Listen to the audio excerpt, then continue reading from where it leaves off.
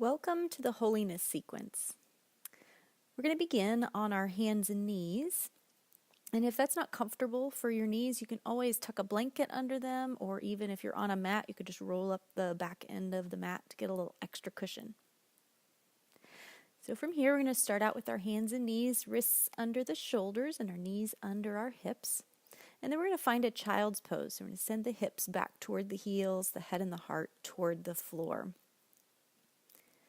If this isn't comfortable for you, you can always readjust. You could turn the toes under, you could step the knees a little wider, you could put your hands under your head, just whatever works for you.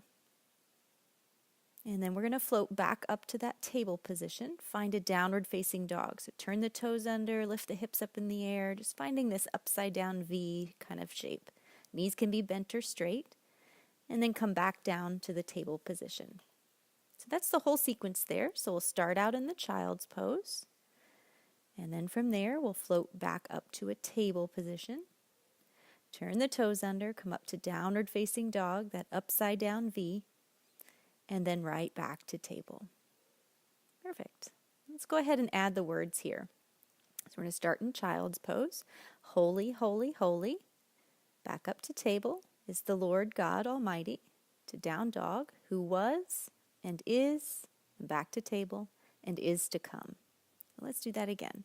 Holy, holy, holy, up to table, is the Lord God Almighty, down dog, who was and is to come. One last time.